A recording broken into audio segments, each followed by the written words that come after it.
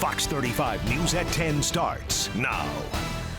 Well, decision day for the future of nightlife in downtown Orlando. Thanks for joining us tonight. I'm Christy Kern. Tomorrow, the city will decide whether bar owners will need a permit to sell alcohol after midnight. Fox 35 Stephanie Buffamonte joins us live from downtown Orlando tonight. And Stephanie, officials say it's a key step to making the area more safe. That is the whole goal, to make downtown a safer place. I spoke with several bar owners today who say they are expecting this to pass, but they hope that City Council makes a few changes first. The business owners are really worried about their livelihoods, about how their businesses will be impacted by this permit and by this ordinance. Tomorrow, the City of Orlando commissioners will be voting on the ordinance that would require a special permit for any bar or club downtown that sells alcohol after midnight. Metal detectors, ID scanners, and additional police officers would be required too, which business owners would have to pay for themselves. Monica McCown with the Orlando Hospitality Alliance says the extra cost is going to be hard on business owners. For those people that are having to pay for the extra duty, it's still a very extreme expense for them. And yeah, I mean, these are small businesses. The bar and nightclub industry is not a super profitable industry to be in, so it's going to be a hard thing for those businesses to adapt to that extra hundreds of thousands of dollars. Commissioner Regina Hill tells me the city has been trying to work with business owners, but also make people who live, work, and play in the city beautiful feel safe when they're downtown. Some of my residents here in the downtown core will know that we also have heard their voices, that their voices are just as important as the business owners, to where they feel safe to go outside and be proud to call downtown home. Hill says she's feeling confident in where they are with the ordinance now, after several meetings with bar owners. We're hoping that we have, through the communication for the last few months with the nightclub industry and the hospitality industry, have came to a solution that we can all live with, but go and reassess it in 18 months because we know we're not quite finished. But the Orlando Hospitality Alliance will be asking for an extra review at 6 and 12 months to make sure this extra cost is worth it. We believe that it should be studied by an outside consultant, and that we should be studying the impacts to safety and the impacts economically to the businesses to make sure that we're getting the result we want out of this ordinance and that we're not causing undue harm to our businesses. Also on the table tomorrow, a moratorium that would stop any bar or club opening downtown for the next 6 months. If that is approved, it would go into effect immediately. The special permit would not go into effect until May 1st if that one is approved as well. This meeting will be here inside of City Hall tomorrow at 2. Reporting live in Orlando, Stephanie Buffamonte, Fox 35 News. All right, Stephanie, thank you. We're taking a live look outside right now at downtown Orlando on this Sunday night. We're set for another chilly morning to start the work week with the possibility of some rain as well. It's chilly out there now. We saw Stephanie with her coat on. Our Fox 35 Star Team meteorologist Mike Linden is joining us now with a check of that forecast. And yeah, Mike, it's been chilly all day. My goodness. That's right. And temperatures are likely to slip back into the 40s overnight tonight, right now around the mid 50s. But now is when we are beginning to see the scattered showers popping up as this front pushes through central Florida. So this stretches from the Tampa area all the way up into Volusia County. Very spotty showers anywhere where you're seeing yellows and maybe even some oranges, some heavier rainfall, but nothing that should really drop a ton of rain overnight tonight. So odds are you'll probably be asleep. The heaviest band of rain right now up near the Villages, but again, these are moving fairly quickly. Here's a loop over the past hour or so. So again, those heavier bands now beginning to work their way across the I-75, I-91 corridor. But by about 1, 2 o'clock in the morning, I mean, it's going to look like a totally different picture out there. Much clearer skies as we head into tomorrow morning. Temperature-wise, right now, slipping back from the mid to high 60s where we were this afternoon. For the record, that's a good 20 or 25 degrees cooler than where we should be normally. And temperature-wise this evening, the clouds above us right now keeping things comfortable, but we will soon lose the clouds and the cooler air settles in. That will take temperatures back into the upper 40s. I mean, that is really chilly, with temperatures again falling and feeling colder than that. Coming up in a few minutes, I'll show you what you can expect for the first day of school from spring break and what you can expect out of the start of the spring season. All right, Mike, thank you. Well, as spring break winds down, an uptick in violence is causing a curfew crackdown in Miami Beach. The curfew will be in effect between midnight and 6 a.m. Another will likely be put in place Thursday through next Monday. It mainly affects South Beach, the most popular spot for spring breakers. 2 separate shootings on Friday nights and early this morning left 2 people dead, and officials say crowds have gotten unruly as well. We don't ask for spring break in our city. We don't want spring break in our city. It's too rowdy, brings too much disorder, and it's simply too difficult to police. The Miami Beach City Commission will meet tomorrow to discuss more possible restrictions. Well, new details tonight. Disney is expected to lay off thousands of employees in the next few weeks. It is part of a massive cost-cutting effort by the company. Disney has not yet confirmed any details, but there are reports indicating managers have been told to propose budget cuts and identify candidates to be let go. The company reportedly wants to save billions by restructuring and cutting content from Disney+, ESPN, and Hulu. Developing tonight, there is still no sign of 2 missing boaters in Polk County. Deputies say they jumped into a lake to help a friend who was struggling to swim, and they haven't been seen since. Fox 35's Regina Gonzalez has the latest on the search. We're searching for these 2 missing gentlemen as if they were our brothers or our children. Saturday was supposed to be a fun day on the water for 38-year-old Velky Velasquez and 32-year-old Orlando Ortiz, who were celebrating 1 year together as a couple. They decided to rent this 16-foot Tahoe ski boat with their friend Jeffrey Marrero and his 8 and 10-year-old daughters to take out on Lake Eloise. But Sheriff Grady Judd says they were very inexperienced. They had to take a class before they could rent the boat, and they successfully took the class. With 20-mile-per-hour winds and rough, choppy water, the group decided to anchor in the middle of the lake, and that's when things escalated quickly. Miss Velasquez takes the anchor and jumps into the water. The anchor rope is not tied to the boat.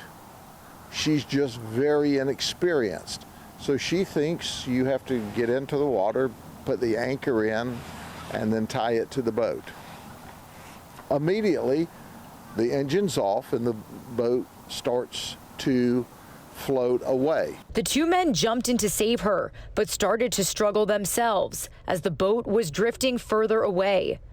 That's when Marrero's 10-year-old daughter called 911. Lake Eloise is surrounded by private property and Legoland, so the only way there is through that canal here from Lake Summit. Well, deputies actually heard this 911 call, raced here to Lake Summit, and asked a fisherman if he wouldn't mind letting them use his boat to get to the scene. The fisherman was happy to help. We live right down here, 2 doors down from this boat ramp, and we started noticing cop cars coming by pretty fast, and then next thing you know, it was fire trucks, EMTs, then we saw the rescue boat, and he said that it was probably something really bad. Deputies were able to rescue Velasquez from the water and the children who were stranded far away from her on the boat. They're obviously upset because they saw all of this unfold right before their eyes. The 10-year-old, in essence, is responsible for us saving the one lady with that 911 call. Regina Gonzalez, Fox 35 News. In Volusia County, a driver may face charges in a deadly crash. The sheriff's office says the person turned in front of a motorcycle rider, killing the 22-year-old man. This happened Friday on Providence Boulevard at about 6 o'clock at night. Officials say the biker was wearing a full-face helmet at the time, but did not survive. Well, Fox 35 News at 10 is just getting started. Still had records shattered at Orlando International Airport. We'll show you how travelers are navigating the unprecedented amounts of spring break traffic. Plus, a massive bloom of seaweed twice as big as the United States, and it's heading our way. We'll tell you where it could wash ashore. And also, it is the walk a local deputy never thought he could make. What he had to overcome to be a part of his daughter's wedding. And I'm Jessica Ely. Coming up at 10:45 on the Fox 35 Sports Zone, UCF's postseason run is over. The Knights lose on the road to Oregon in the second round of the NIT. Plus, Joey Logano dominates at Atlanta Motor Speedway, picking up his first Cup Series win of the season. Those highlights later in sports.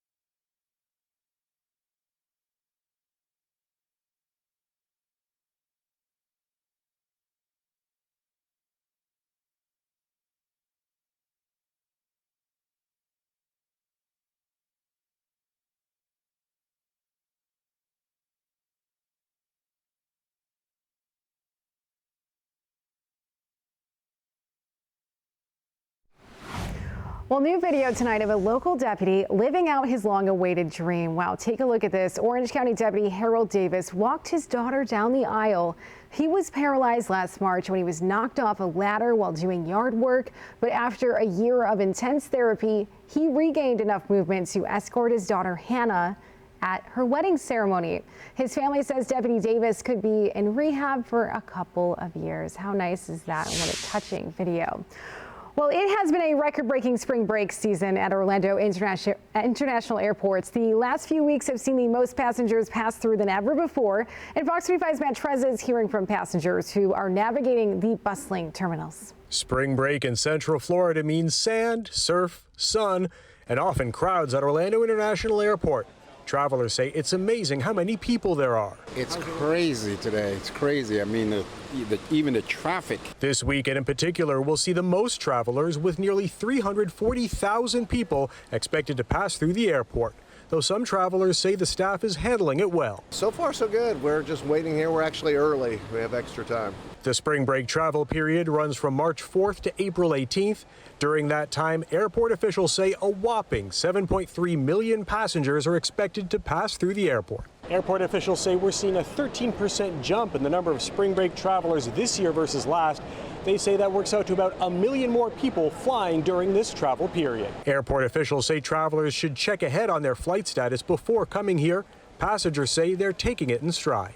I expected it to be crowded, and it is what it is. Airport staff say passengers should also give themselves plenty of time to park, check their bags, and get through security. At MCO, Matt Trezza, Fox 35 News. Well, our chilly weather certainly is not keeping people away, although I'm sure it's not what a lot of people expected when coming to Central Florida. Fox 35 Storm Team meteorologist Mike Linden is joining us now. And Mike, the good thing is there's so much to do here. So if it's a little bit cooler, that's not too big of a problem, right? That's right. And they won't have to wait much longer to see the sunshine return to the Sunshine State. Although first you're going to have to deal with this rainfall. The good news is we didn't really see much of it out there this afternoon, but it sweeps across the region this evening into the overnight hours. Over the past hour or so, you can see that most of the rain has really begun to pick up, especially across the Orlando metro. I really mean in coverage. We're not dealing with any heavy rainfall, though there are some pockets of some bigger downpours right now stretching across the villages up near Pearson. Nothing again that is really going to result in, waterlogged roads or anything, just your regular old rain passing across the region. The good news is that this will begin to dissipate here over the next hour or so. Temperature-wise, we're still being held on into the mid to high 50s and low 60s thanks to the clouds. We will lose that with the rain, though, and that will really cause a big-time dip in temperatures. Across the Orlando metro, most spots, again, right around that mid to high 50s range, particularly with the rain showers pushing across the region this evening. And if we look at the Fox model here, you can see that with that front advancing across Central Florida, look at the time here, right around 3 o'clock in the morning, we are pretty much all but done with the showers, possibly a few very spotty showers near Volusia County, but at that point, the cooler, drier air takes over, and that will really dominate how we are going to feel heading into the first day of spring. Mind you, the vernal equinox at 5:24 tomorrow evening. Tomorrow morning, though, feeling a lot like winter on the last winter morning here in Florida. Mother Nature really has a cruel sense of humor, huh? 39 degrees to kick off your morning in Gainesville. Most spots across the region in the mid to high 40s range. But the real kicker is with that passing front and the wind chill. This is, of course, what it feels like with the wind and, of course, your temperatures. Look at this. Right around the time the kiddos are heading out to the bus stop, we could be feeling like the mid to low 30s in some spots out there. Most spots hovering right around the lower 40s mark. That is chilly. A sweatshirt, definitely a good idea at the bus stop early tomorrow morning. Your wake-up weather, though, not really going to see much beyond the lower 50s out there. Again, we will see the cloud cover dissipate, but a breezy start to your day, becoming very nice into the afternoon. Temperatures, though, still cooler compared to where we should be normally this time of year, in the mid 60s. A lot of sunshine, and of course the first day of spring Well, the first part of spring begins tomorrow at around 5:24. Your daytime highs, again, 20 or so degrees off where we should be normally, but really not many complaints that we have seen thus far. The good news is that with the passing of that front, your pattern looks fantastic for the rest of the work week, warming up, getting a little muggier, but we are certainly going to feel a lot like the spring here over the next coming days. Back to normal very quickly, back into around Wednesday, but then for the rest of the work week, Christy, could be making a run at the lower 90s. So if you have plans to head back out to the beach, maybe head to the theme parks next weekend, a lot of sunshine and a lot of heat is on the way. All right, Mike, thank you. Well, today's chilly weather forced Universal's Volcano Bay to close, and the park will also be shut down tomorrow, but should reopen on Tuesday. Disney's Typhoon Lagoon will also be closed tomorrow because of that cold weather. To a news alert tonight, reaction continues to pour into the news that former President Donald Trump could be criminally charged this week. Tonight, lawmakers on both sides of the aisle are weighing in. Fox 35's Nate Foy has the latest. Various Republicans are rallying behind former President Donald Trump as he awaits possible charges from the Manhattan DA's office. Former Vice President Mike Pence, who may challenge Trump in the Republican primary, is again coming to the defense of his former boss. The fact that the Manhattan DA thinks that indicting President Trump is his top priority, I think, just tells you everything you need to know about the radical left in this country. It just feels like a politically charged prosecution here. Manhattan DA Alvin Bragg's investigation surrounds a $130,000 hush money payment to porn star Stormy Daniels in 2016. Bragg is expected to use Trump's former lawyer Michael Cohen to prove Trump falsified business records and paid Daniels off to improve his 2016 campaign. Legal experts say it will be a tough case to prove. It is, in most instances, under New York state law, a misdemeanor. It can only be a felony if the falsification, from what we've heard, this is about falsification of records. That can only be a felony if the records are falsified to conceal another felony. The former president posted on Truth Social that he believes President Joe Biden is pressuring DA Bragg. Some Republicans in Congress agree. You know why they're doing this? Because they're afraid of Trump. That's why they're doing it. Democrats in Congress maintain all that matters is whether or not Trump committed a crime. I think it's very important for the Manhattan DA to look into this thoroughly. No one is above the law, not even the former president of the United States. Trump believes he'll be arrested this Tuesday. He plans to keep campaigning no matter what happens. In New York, Nate Foy, Fox News. Well, still ahead on Fox 35 News at 10, it is one of the biggest art festivals in the country. We'll take you to the final day of the annual event in Winter Park. And also, turtle nesting season is right around the corner. We'll tell you how it could impact local homeowners still needing to make hurricane repairs.